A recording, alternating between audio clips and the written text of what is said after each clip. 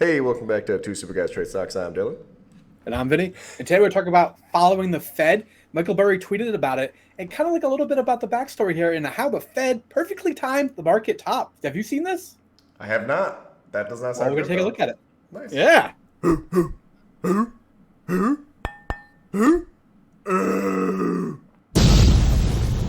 Two Super Guys Trade Stocks. So the Fed timed the top. That sounds like Well, not nice. it's not really that hard when you know you're the one about to shut off the printing Yeah, press that's and true. start destroying the market by selling your $8.9 trillion in assets off your balance sheet in order to crush the market. That's fair. This is a tweet from Michael Burry a couple days ago, but he's like, "Follow the Fed? Question mark. Never forget that the fall of 2021, when the Fed governors suddenly decided in a Nostradamus type move that it was unethical for them to trade themselves in stocks. You remember that? Yes. Yeah, yeah. Do you remember about when the market kind of had a topping moment in this most Did they recent did they have bull to run? sell off? So they haven't had to sell off quite yet. Okay. We'll look at the chart here in a second, but this is the headline from back in October of 2021 when that happened. But they were first having the discussion about banning themselves from owning private equities or individual equities, all right? Restricting them to mutual funds only. All right? This initial round here back in November also didn't talk about short selling or any other vehicles that they could potentially use at that point in time. It was just they were just talking about equities. I think short selling is the most corrupt thing that you can do if you're a Fed. Okay. Well, yeah. Could you imagine Jay Powell just short selling the crap out of everything? Just the cues. He just initiates a position, short selling the cues. Like, yeah, no, this would be rough. Yeah. The Qs, Kathy Wood, pretty much everything else. TLT, the long-term Treasury bonds. Oh boy. But that discussion was occurring back in this time frame right here. Isn't that like perfect timing? What do you think? Yeah, You know, that's pretty sexy. bullshit. I didn't know that it was like that. That's shitty. Yeah. So I guess we know now, in hindsight, that we really have to listen to them when they when they start talking about things like this. The kind of discussion here. This is the actual rule when it was published, but it wasn't until February that this actually happened.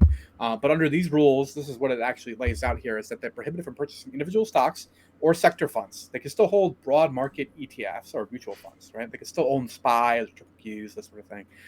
But it also banned them from doing any sort of derivative trading and that sort of deal, as far as like they can't do call options, put options, or short selling. Those sort of things are all individually banned now as well. However, they did give them 12 months to kind of comply with this as far as disclosing their effective positions, so that they still haven't come out. We should be expecting them in the next few months here. Finally, they see what's in Jay Powell's portfolio. Wait, but we can see like Nancy Pelosi's portfolio. So Congress is different from this is from the Federal Reserve rule. Federal Reserve have no rules Oh, as far as this goes. that Right seems now, so. they do have to disclose within I forget exactly the period of time. For new Fed members to have to disclose within like 6 months, and that was effective as of May. So we should see some of that stuff right about now. November would be kind of the first batch of that when if they added any new kind of Fed governors.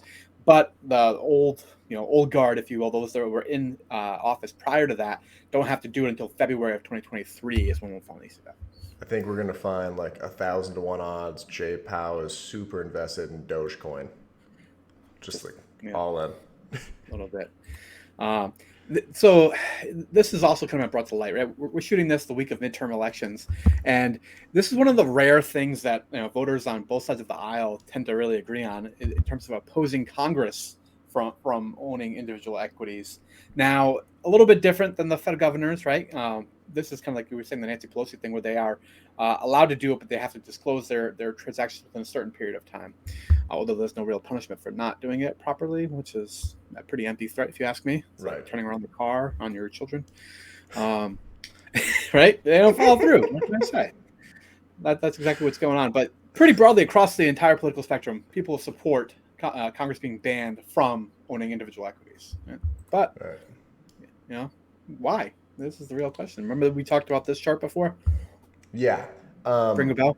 this is this is so infuriating. I don't understand. So like Pelosi in particular, regardless if you're Democrat, Republican, who cares? The fact that she was openly trying to get I can't remember what it was with The Nvidia. CHIPS Act. openly trying to get the CHIPS Act going through while buying a shit ton of call options long term. Like, dude, come on. Yeah.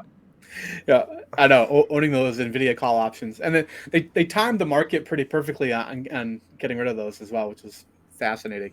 But yeah, as you can see here, she significantly outperformed the SPY and the Dow over that time period when you combine both her stock and options returns. That's pretty sick outperformance here. You know, this would have made her.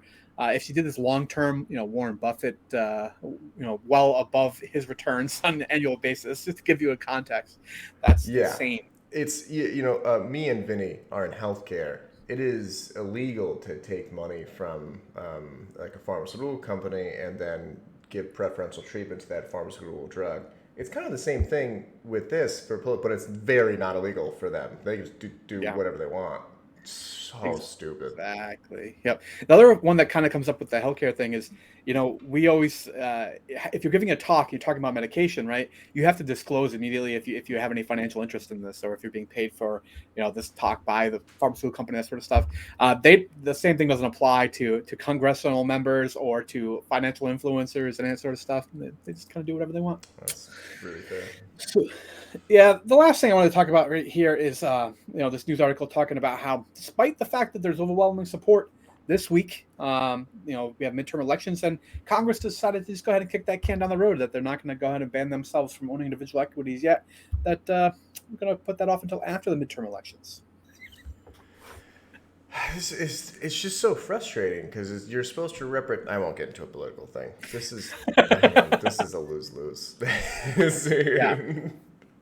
But the major point there is, I guess, when you have something so, kind of decisive as the Federal Reserve coming out and saying, yeah, we're not going to own individual stocks anymore. That's probably a good indicator that they don't believe in their health for the next kind of foreseeable bit of time. Put it that way. Perfect. Well, so just follow the corruptees and follow the news, and then you time the market perfectly. Apparently. Perfect. So boom. Exactly. All right. Yeah. Catch you in the next one.